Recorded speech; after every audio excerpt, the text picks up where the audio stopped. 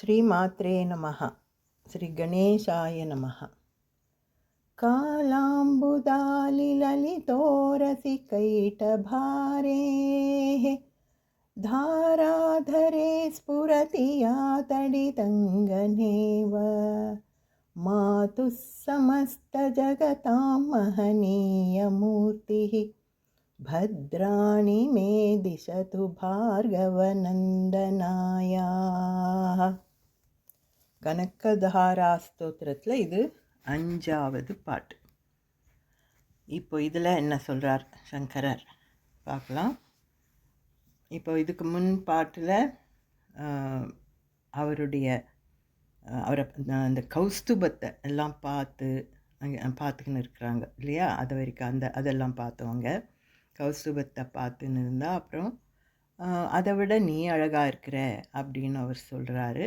அந்த மாதிரி அதெல்லாம் பார்த்தோம். இப்போது இந்த பாட்டில் காலாம்புதாலி லலிதோரசி கைட்ட பாரே, அது முதல் லைன். இதில் என்ன சொல்கிறாருன்னா, காலாம்புதாலி அப்படின்னா டார்க் க்ளவுட்ஸ், கருமேகம். அதாவது மழை பொழிய போதுன்னா மழை, அந்த ரெயின் பேரிங் க்ளவுட்ஸ் இருக்கும் இல்லையா, டார்க் க்ளவுட்ஸ், கருமேகம், கார்மேகம் அப்படியெல்லாம் சொல்லுவோம். அதாவது மழை கொட்ட போகுது, அந்த மாதிரி நிறைய தண்ணி உள்ளே இருக்குது, தழும்பின்னு இருக்குது அந்த க்ளவுடில். அந்த மாதிரி இருக்கும்போது எப்படி இருக்கும், எவ்வளோ டார்க்காக இருக்கும் க்ளவுட். டார்க் க்ளவுட்ஸ் வருது, மழை வரும் அப்படின்னு பார்த்த உடனே சொல்லுவோம் இல்லையா, அந்த மாதிரி அதுதான் காலாம்புதாலி அப்படின்னா dark clouds, black clouds, rain bearing clouds, ready to pour, அந்த மாதிரி ஒரே டவுன் போர் வரப்போகுது இப்போ மழை அப்படின்ற நிலையில் இருக்கிற க்ளவுடு அது காலாம்புதாலி. அந்த மாதிரி கருத்த மேகம் போல், கூடவே லலிதோரசி, கருப்பாகவும் லலிதோரசி. லலிதோரசின்னா என்னென்னா ஒரு டெண்டராக, சாஃப்டாக, அப்படி இந்த 2 குவாலிட்டிஸ் சொல்லியிருக்காங்க இந்த லைனில். அதாவது கருமேகம், கருப்பு கலர் ஒன்று, இன்னொன்று லலிதமாக டெண்டராகவும் ஒரு மாதிரி சாஃப்ட் மென்மையாகவும் இருக்கிறது அப்படின்னு. எதை பற்றி சொல்கிறாங்கன்னா, அவருடைய கைட்டபாரேன்னா இங்கேயும் இது விஷ்ணுவுக்கு இன்னொரு மாதிரியாக அவர் அட்ரஸ் பண்ணுறது, இன்னொரு பேருன்னு வச்சுக்கலாம். அதாவது கைட்டபாரேனா கைட்டாசுரன், அது ஒரு ராட்சசன், அவனை கொன்னவரே, அவனை ஜெயித்தவரே கைட்டபாரே. அந்த கைட்டனை கொன்னவர், அவரை பற்றி தான் இந்த டிஸ்கிரிப்ஷன். அவரை பற்றி இந்த டிஸ்கிரிப்ஷன்னா எந்த பார்ட் ஆஃப் ஹிஸ் பாடினா செஸ்ட், காலா. அதாவது அவர் படுத்துன்னு இருக்கிறாரு, கௌஸ்துபத்தை பார்த்தாங்க இல்லையா இதுக்கு முன் பாட்டில், அந்த கௌஸ்துபம் இருக்கிற இடம்தான் அந்த செஸ்ட்டு தான் பேசுகிறாங்க இங்கே கூட. காலாம்புதாலி அப்படியே டார்க்காக இருக்குது உடம்பு, அவர் நல்ல கருப்பு, அந்த மாதிரி கருத்த உடம்பு. ஆனால் அந்த பாகம், அந்த செஸ்ட் இருக்கிற அந்த செஸ்ட்டு பார்க்கும்போதே ஒரு மென்மையாக இருக்குது, சாஃப்டாக இருக்குது. அது உள்ளே இருக்கிற ஹார்ட்டும் டெண்டர் ஹார்ட்டு தான், ஆனால் மேலேருந்து பார்த்தாலே அது சாஃப்டாக இருக்குது. அது எதுக்கு சொல்கிறாங்க அந்த மாதிரி இப்போ சாஃப்டாக இருக்குதுன்னு, இவங்களை இழுக்குது, லக்ஷ்மி தேவியை அந்த மாதிரி அது அட்ராக்ட் பண்ணுது. ஸோ அப்படி அந்த இடம் இவ்வளோ சாஃப்டாக இருக்குது அப்படின்னு பார்க்குறாங்களாம். கருத்த உடம்பு. ஸோ பிளாக் ஒன்று, டெண்டர் அண்ட் சாஃப்ட் ஒன்று, இந்த 2 குவாலிட்டிஸால் அவருடைய செஸ்ட்டை டிஸ்கிரைப் பண்ணியிருக்காரு சங்கரர். கைட்டபாரேனுடைய, அந்த கைட்டனை கொன்னவருடைய செஸ்ட்டு எப்படி இருக்குதுன்னா கருப்பு அந்த மாதிரியாகவும் லலிதமாகவும் இருக்குது. லலித உரசி அப்படின்னா மென்மையான அந்த செஸ்ட், ஹார்ட், உள்ளகிற ஹார்ட்டையும் சொல்லலாம், மேலோட தெரிகிற செஸ்ட்டையும் சொல்லலாம். பட் இவங்க கண்ணுக்கு இப்போ மேலே தெரிகிற உடம்பு தானே தெரியுது செஸ்ட்டு, அதனால அந்த மாதிரி ஒரு மார்போடு படுத்திருக்கிறாரு. ஒரு கருத்த மார்பும் அந்த மாதிரி ஒரு லலிதமான மென்மையான மார்போட படுத்திருக்கிறாரு கைட்டபாரே. அது முதல் லைன். ரெண்டாவதுல தாராதரே ஸ்புரதியா தடிதங்கனேவ. தாராதரே ஸ்புரதி. இந்த ரெண்டாவது லைனில் என்ன சொல்கிறாங்க இப்போனா, அந்த மாதிரி கருத்த மார்பு மேலே இப்போ என்ன தெரியுதான்னா, தாராதரே ஸ்புரதி, அப்படியே பளிச்சுன்னு ஒரு மின்னல் கொடி தெரியுதும். பளிச்சுன்ற மின்னல் கொடி, ஒரு ஸ்ட்ரீக் ஆஃப் லைட்னிங் தெரியுது அந்த அந்த டார்க் செஸ்ட் மேலே. இப்போது திடீர்னு பார்த்தா என்ன தெரியுதுன்னா, வெளிச்சமாக மின்னல் கொடி தெரியுது அந்த கருத்த உடம்பு மேலே. அப்படின்னா என்ன, இப்போது இந்த வெளிச்சமான மின்னல் கொடி தான் இப்போ லக்ஷ்மி தேவி. அந்த மாதிரி தாராதரே ஸ்புரத்தியா தடிதங்க நேவ போய் அந்த லைட்னிங் மாதிரி அந்த மார்பு மேலே படுத்திருக்கிறாங்க இப்போது. அது இங்கே சொல்கிறார் ரெண்டாவது லைனில். இவ்வளோ நேரம் தூரம் இருந்து பார்த்துன்னு இருந்தாங்க இல்லையா? அதன் முதல் பாட்டிலெல்லாம் வெறும் கண்ணால் பார்த்துன்னு இருந்தாங்க, வெறும் கண் அட்ராக்ட் பண்ணின்னு இருந்தாங்க, அதெல்லாம் பார்த்தோம். அதுக்கப்புறம் 4வது பாட்டில் அவருடைய உடம்பு அந்த இதெல்லாம் பார்த்தாங்க. அதாவது கௌஸ்துபத்தை பார்த்தாங்க, அதாவது அந்த இடம் செஸ்டெல்லாம் பார்த்தாங்க. இப்போது போய் அவர் மேலேயே படுத்துட்டாங்க. ஸோ இப்போ இடமே மாறிட்டாங்க. கால்கிட்ட உட்காந்துருந்தவங்க தானே இப்போ கிட்ட அவர் மார்பு மேலே அப்படியே படுத்திருக்கிறாங்கன்னு அர்த்தம். அந்த படுத்ததில் லக்ஷ்மி தேவி கலர் எப்படி இருக்குது, லைட்னிங் போல் இருக்குது, பளிச்சுன்னு. தாராதரேனா ஒரு கொடி மாதிரி ஓடுது அவர் உடம்பு மேலே. அந்த மாதிரி தடிதங்க நேவன லைட்னிங் அது, அந்த மாதிரி பளிச்சுன்னு லைட்னிங் மாதிரி. இப்போ டார்க்கு க்ளவுட் இருக்குது அது மேலே. இப்போ ஒரு நைட் டைம், ராத்திரியிலன்னு நினச்சிக்கலாம், ராத்திரியில் மேகம், கருத்த மேகம் இருக்குதுன்னா நம்ம கண்ணுக்கு தெரியுமா? அது தெரியவே தெரியாது. இருக்குது அங்கே மேகம், மழை வர்ற மாதிரி தெரியுது, ஆனால் மேகம் கண்ணுக்கு தெரியாது. ஏன்னா கருப்பு ராத்திரியினுடைய கருப்பு கலர்லையே அந்த மேகமும் மறைஞ்சிடும், அப்படி தெரியாது. ஆனால் அங்கே கருப்பு மேகம் இருக்குதுன்னு எப்படி தெரிஞ்சுப்போம்? மின்னல் வெளிச்சத்தில் தெரிஞ்சுப்போம். பக்கத்தில் மின்னல் பளிச்சுன்னு வந்தப்போ அந்த லைட்னிங்கில், அந்த லைட்டில் அந்த கருமேகம் தெரியும். அப்படி தான் இப்போது அந்த கருத்த உடம்பு எப்படி நம்ம கண்ணுக்கு தெரியல. இப்போ அம்மா போய் அங்கே படுத்த உடனே, அவங்க மேலே சாஞ்ச உடனே அந்த லைட்னிங் வெளிச்சத்தில் அம்மா லைட்னிங் மாதிரி இருக்காங்க, அந்த மாதிரி பளிச்சுன்னு இருக்காங்க.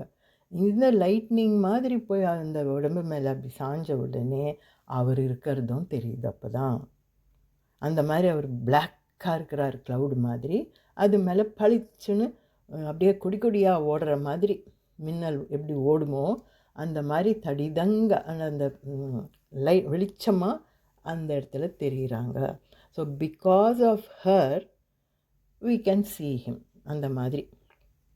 இல்லைன்னா அவர் கருத்த உடம்பாக படுத்துன்னு இருக்கார்.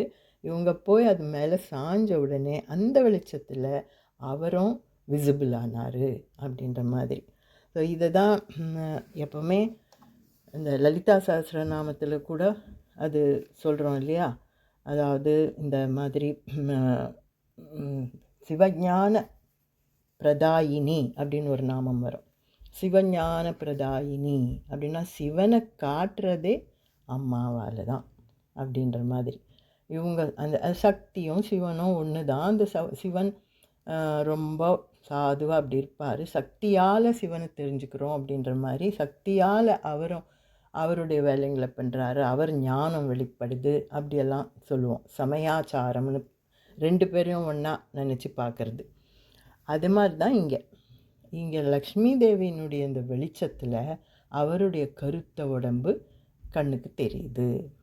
அது மாதிரி அவங்க போய் அதனால் இப்போ அங்கே என்ன நடக்குது, அங்கே இவர் விஷுவலைஸ் பண்ணுறது என்னென்னா, இப்போது லக்ஷ்மி தேவி கிட்ட நெருங்கி போயிருக்கிறாங்க, அவர் மார்பில் சாஞ்சிருக்கிறாங்க. அதை பார்க்குறாரு சங்கரர். ஸோ இந்த 2வது லைனில் அது வரைக்கும் பார்த்தோம். அடுத்த லைனில் என்ன சொல்கிறாருன்னா, அந்த மாதிரி பார்த்ததுக்கப்புறம் மாது மாது சமஸ்த ஜகதாம் மகனீய மூர்த்தி அப்படின்னு இப்போ லக்ஷ்மி தேவியை இங்கே வர்ணிக்கிறார். அதாவது நீ யாருமா, நீ மாது சமஸ்த ஜகதாம், உலகத்துக்கே ஜகத்துக்கே தாயானவள், தாயானவள் மகனீய மூர்த்தி. அந்த மாதிரி உனக்கு ஒரு க்ளோரியஸ் ஃபார்ம் இருக்குது. அதாவது மகனீயன்னா வேர்தி ஆஃப் ஆனர், மதிக்கத்தக்க, பெருமைக்குரிய, இந்த மாதிரி சொல்லலாம். மகனீய, அந்த மாதிரி ஒரு பெருமைக்குரிய ஒரு ஃபார்ம் உனக்கு இருக்குது. மூர்த்தி, மூர்த்தின்னா உன்னுடைய ஃபார்ம், உருவம். உனக்கு அந்த மாதிரி ஒரு உருவம், அப்படி ஒரு க்ளோரியஸ் ஃபிகர், க்ளோரியஸ் ஃபார்மோடு இருக்கிற நீ உலகத்துக்கே ஜகத்துக்கே தாயாக இருக்கிற. மாது சமஸ்த ஜகதாம், எல்லா ஜகத்துக்கும் நீ தாயாக இருக்கிற அப்படின்னு லக்ஷ்மி தேவியை சொன்னார். ஸோ இப்போ இங்கே என்ன கனெக்ஷன், இதுக்கு 3 லைன்லேயும் என்ன கனெக்ஷன், எதை சொல்கிறாருன்னா, இப்படி போய் அந்த மாதிரி கருத்த மார்பு மேலே பளிச்சுன்னு மின்னல் தெரிகிற மாதிரி தெரியுதேன்னா நீ போய் அங்கே சாஞ்சிருக்கிற அவர் மேலே. இப்போ அந்த நெருக்கத்தை சொல்கிறார், அவங்களுடைய அந்த இன்டிமெசி, க்ளோஸாக போயிருக்கிறாங்கன்னு. எதை குறிக்குது இது அப்படின்னா, இத்தனை பாட்டுங்கள்லையும் அவர் சொல்லிக்கினே வந்தது, கொஞ்சம் கொஞ்சமாக சொல்லி இப்போ இந்த இடத்துக்கு வந்ததுக்கு என்ன காரணம்னா, அவர் பேச போகிறது சிருஷ்டி ரகசியத்தை சொல்கிறார். சிருஷ்டி காரியம் நடக்குது அங்கே அப்படின்றத சொல்கிறார். சிருஷ்டி ஆகும்போது இப்படி தான் அவங்க ஒருத்தருக்கு ஒருத்தர் அட்ராக்ட் ஆகி தே கம் க்ளோசர், அதுதான் நடக்குது. ஸோ சிருஷ்டி நடக்குது அம்மா, நீ உலகத்துக்கே தாய், உன்னால் உலகமே ஏற்படுது, அந்த உலகத்தை உண்டாக்குற. இப்போ சாதாரணமாக ஒரு ஸ்திரீ புருஷர் நெருங்கினாங்கன்னா, இப்போ நம்ம சாமானிய ஜனங்களுக்கே ஸ்திரீ புருஷன் சேர்ந்தாங்கன்னா ஒரு குழந்தைன்னு சொல்லுவோம் இல்லையா?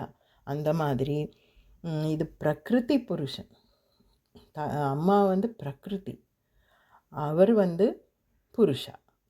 ஸோ நம்ம சிவன் பார்வதியாகவும் நினைக்கலாம், லக்ஷ்மி நாராயணராகவும் நினைக்கலாம். இவங்கெல்லாம் கிட்ட அந்த மாதிரி க்ளோஸாக வந்தப்போ சிருஷ்டி ஏற்படுது, உலகம் உண்டாகுது, பிரம்மாண்டம் புதுசாக ஏற்படுது அப்படின்றது அர்த்தம். ஸோ அந்த மாதிரி சிருஷ்டி காரியத்தை தான் இங்கே டிஸ்கிரைப் பண்ணுறாரு. அப்படி சிருஷ்டி பண்ணி நீ அந்த ஜகத்துக்கு நீ தாயாகவே இருக்கிற, அந்த எல்லா ஜகத்துக்கும் நீ தான் தாய். உன்னுடையது பெருமைக்குரிய ஃபார்ம், உன்னுடைய மூர்த்தி, அது எப்போவும் மதிக்க தகுந்த ஃபார்ம். இப்போ அம்மா தாயேன்னு கும்பிடுறோன்னா அவங்க எல்லாருக்கும் தாய் தானே, ஜகத்துக்கு தாயாக இருக்கிறவங்க, mother of the entire universe. அதனால் உனக்கு அவ்வளோ மதிக்கிறோம், மரியாதை இருக்குது. அதெல்லாம் தான் இந்த 3வது லைனில் சொல்கிறார். நீ உலகத்துக்கே தாயான், ஜெகன் மாதா, உலகத்துக்கே. இப்போ நம்ம ஜெகன் மாதானா அவங்க தானே, பார்வதி தானே, இவங்கள சொல்கிறாங்களே அப்படின்னு நினைக்கக்கூடாது. இது எல்லாம் ஒரே ரூபந்தான். லக்ஷ்மினாலும் சரஸ்வதினாலும் இல்லை பார்வதினால், மூணுமே எல்லாருமே தாய், ஒரு ஃபீமேல் பிரகிருதி, அவ்வளோதான். அந்த மாதிரி இப்போது லக்ஷ்மி தேவியங்க நீ ஜெகன் மாதா, மகனீய மூர்த்தி, அப்படின்னா பெருமைக்குரிய மூர்த்தி உண்டு, அந்த மாதிரி சொல்கிறாரு. அது மாதிரி நீ சிருஷ்டி உண்டாக்குற, நீ அதுக்கு தாயாக இருக்கிற. அதுதான் இந்த 3 லைனில் சொன்னார். சொல்லிட்டு பத்ராணி மே திசத்து பார்கவநந்தனாயா, அந்த மாதிரி தாயே, உலகத்துக்கே தாயானவளே, பத்ராணி மே திசத்து, கொஞ்சம் அந்த எங்கள் பக்கம், மே திசத்து என் பக்கம், அந்த மங்களமான மூர்த்தி இருக்குதுல்ல, மகனீய மூர்த்தின்னு சொன்னார், அந்த மூர்த்தியை கொஞ்சம் நீ இந்த பக்கம் திரும்பு கொஞ்சம், பத்ராணி, அதை எங்களுக்கும் காட்டு, அந்த மங்களகரத்தை. பத்ராணினா அந்த மாதிரி ஆஸ்பீஷியஸ்னஸ்ஸை, உனக்கிட்ட இருக்கிற அந்த ஆஸ்பீஷியஸ்னஸ், மங்களம், அதை என் பக்கம் மேதிஷத்து கொஞ்சம் திருப்பு. நீ உலகத்துக்கே தாயாக இருக்கிற, எல்லா மங்களங்களையும் கொடுக்குறவ, நீ மகனீய மூர்த்தி, எல்லா மங்களங்களையும் கொடுக்குறவ. அந்த மங்களத்தை பத்ராணி என் பக்கம் கொஞ்சம் திருப்பு, எங்களுக்கும் அந்த மங்களங்களை கொடு, ஐஸ்வர்யத்தை கொடு அப்படின்னு கேட்குறது இந்த லைன், 4th லைனில். அப்போ இங்கே அவங்களே அம்மாவை, அந்த லக்ஷ்மி தேவியை எப்படி அட்ரஸ் பண்ணுறாரு இங்கே? பார்கவநந்தனாயாக, பார்கவநந்தனாயாக அப்படின்னு இங்கே அட்ரஸ் பண்ணுறாரு. ஒவ்வொரு பாட்டில் ஒரு மாதிரி சொல்கிறார் இல்லையா? அங்கே கமலாலயான்னு பார்த்தோம், கமலங்களில் இருக்கிறவளே, இல்லைன்னா அந்த இதுக்கு முன்னே வேறு அந்த புஜங்க சயனருக்கு மனைவியாக இருக்கிறவளே, அப்படியெல்லாம் பார்த்தோம். இது பார்கவநந்தனாயா, இங்கே அந்த மாதிரி அட்ரஸ் பண்ணுறாரு லக்ஷ்மி தேவியை. இது என்ன அர்த்தம்னா, பார்கவ குலத்தில் பிருகு முனிவர், பிருகு ரிஷி இருந்தார். அந்த பிருகு ரிஷி தவம் பண்ணி எனக்கு லக்ஷ்மியே பெண்ணாக பிறக்கணும்னு தவம் பண்ணி கேட்குறாரு லக்ஷ்மி தேவியை, நீயே எனக்கு மகளாக பிறக்கணும்மான்னு. அதனால் அந்த பார்கவ குலத்தில் பிருகு மகரிஷி அவருக்கு பொண்ணாக பிறந்தாங்க ஒரு சமயம். அது ஒரு கதை உண்டு புராணத்தில். அந்த மாதிரி பெண்ணாக பிறந்தவளே, அதாவது பார்கவ குலத்தில் பார்கவ நந்தனாயாக, அவங்களுக்கு சந்தோஷம் கொடுத்தவளே, பார்கவ குலத்தில் பிறந்து அந்த குலத்தவங்களுக்கு நந்தனாயான சந்தோஷம் கொடுத்தவளே அப்படின்னு அர்த்தம். பெண்ணாக பிறந்து அவங்களுக்கு ஆனந்தத்தை கொடுத்த. அதே மாதிரி எங்கள் பக்கம் திரும்பி எங்களுக்கும் அந்த ஆனந்தம் கொடு, ஐஸ்வர்யம் கொடு, எங்களையும் சந்தோஷப்படுத்து. அதுதான் இந்த 4th லைன். ஸோ இதை சொல்லி முடிக்கிறாரு. இப்போ இங்கே ஒரு விஷயம் பார்க்கணும். சிருஷ்டி பண்ணுறதுக்காக அப்படி நெருங்கி போனாங்க அப்படின்னு சொல்கிறார் இல்லையா? அந்த மாதிரி போய் க்ளோசர் போயிருக்கிறாங்க. அவங்க நெருங்கினா சிருஷ்டி ஆகும் அப்படின்றது சொல்கிறார். இப்போ சிருஷ்டி தான் ஆயிட்டு நம்மளாம் தான் இருக்கிறோம், பிரம்மாண்டம் ஆல்ரெடி இருக்குது, இப்போ ஏன் இப்போ திருப்பி அப்படின்னு நினைக்க தோணுது இல்லையா? அது என்னன்னா, சிருஷ்டின்றது ஃபார் எவர் ஆகினே தான் இருக்கும். அதாவது பிரம்மாண்டம்னு சொன்னோம். இப்போ நம்ம இருக்கிறது ஒரு பிரம்மாண்டம், அதில் 14 வேர்ல்ட்ஸ் இருக்குது. பூமிக்கு மேலே 6 உலகம், பூமிக்கு கீழே 7 உலகம், பாதாள உலகங்க. அப்படி அது ஃபுல்லாக அந்த 14 உலகங்களும் சேர்ந்து ஒரு பிரம்மாண்டம், அதுதான் யூனிவர்ஸ். அந்த மாதிரி பிரம்மாண்டங்க நிறைய இருக்குது. இது ஒன்று தான் பிரம்மாண்டம்னு இல்லை, க்ரோர்ஸ் அண்ட் க்ரோர்ஸ் பிரம்மாண்டங்க இருக்குது. அந்த மாதிரி ஏற்படுத்திக்கினே இருப்பாங்க அவங்க. ஒரு தடவை நம்ம சிருஷ்டி பண்ணிட்டோம், அதை நம்ம பண்ணதெல்லாம் அது அவங்க இருக்கிறாங்க, அது முடியட்டும் அப்புறம் இன்னொன்று பண்ணலான்னு கிடையாது. சிருஷ்டின்றது ஆகிக்கினே இருக்கும், பிரம்மாண்டங்க ஏற்பட்டுக்கினே இருக்கும். So many universes, crores and crores இருக்குது. பூமிங்களே எத்தனையோ பூமிங்க. இப்போ நம்ம வாழற மாதிரி பூமி, அந்த ஒவ்வொரு யூனிவர்ஸ்லேயும் ஒரு பூமி இருக்கும். அந்த மாதிரி எல்லாமே இப்போ நம்மளை மாதிரியே இன்னொரு பூமியில் கூட இருப்பாங்க, ரெப்ளிகா. இப்போ எல்லாம் நம்ம எப்படி இருக்கிறோமோ அதே மாதிரி, இதே போல், இதே வீடு, இதே மனுஷன், இதே பாடி, இதே ஷேப்பு, இதே ஜாடைங்களோட நம்மளை மாதிரி ரெப்ளிகாங்களே அந்த பூமியில் கூட இருக்கும். அப்படி நிறைய சிருஷ்டி ஆகினே இருக்கும், பிரளயங்களும் ஆகினே இருக்கும், லயங்களும் ஆகினே இருக்கும். அதாவது ஒரு பக்கம் பிரளயம் ஏற்பட்டு ஒரு யூனிவர்ஸ் முடிஞ்சு போய் லயம் ஆகிடும். இன்னொரு பக்கம் சிருஷ்டி ஆகினே இருக்கும், இன்னொரு யூனிவர்ஸ் வந்திருக்கும். அதை மாதிரி அவங்களது ஒன்றும் அந்த வேலையை நிறுத்திட்டாங்கன்னு கிடையாது. சிருஷ்டின்றது ஆகினே தான் இருக்கும், எண்டும் ஆகினே தான் இருக்கும். அதனால தான் எத்தனையோ யூனிவர்சஸ் இருக்குது. அதனால தானே இப்போ ஏலியன்ஸ் வராங்க போகிறாங்க இதெல்லாம் பேசிக்கிறோம் இல்லையா? அந்த மாதிரி எங்கேருந்தோ வராங்க போகிறாங்க, நமக்கு கண்ணுக்கு தெரியாது, சில சமயம் தெரியவும் தெரியாது. அப்படி எல்லா இடத்துலையும் நிறைய இருக்குது பிரம்மாண்டங்க. ஸோ அந்த மாதிரி தான் சிருஷ்டி காரியம் நடந்துக்கினே இருக்கும். அதை தான் இங்கே சொல்லியிருக்காரு. சிருஷ்டி காரியம் இப்படி பண்ணுற, அந்த சிருஷ்டி பண்ணிவிட்டு அப்படி சிருஷ்டிக்காக விஷ்ணுவை அந்த மாதிரி அதை ட்ரிகர் பண்ணி எல்லாம் பண்ணி ஆரம்பித்த சிருஷ்டி நடத்துகிற அந்த சிருஷ்டி பண்ணிட்டு நீயே அதுக்கு தாயாகவும் இருக்கிற, ஜெகன் மாதாவாக இருக்கிற அந்த மகனீய மூர்த்தி, அந்த மாதிரி ஒரு க்ளோரியஸ் ஃபார்மோடு இருக்கிற அந்த மங்களகரமான மூர்த்தியை கொண்டவளே, எங்களையும் ஒரு தரம் கொஞ்சம் பார்த்து எங்களுக்கும் அந்த சந்தோஷத்தெல்லாம் கொடு. பார்கவ குலத்துக்கு எப்படி சந்தோஷம் கொடுத்தியோ அது மாதிரி எங்கள் பக்கம் திரும்பி எங்களை பாரு.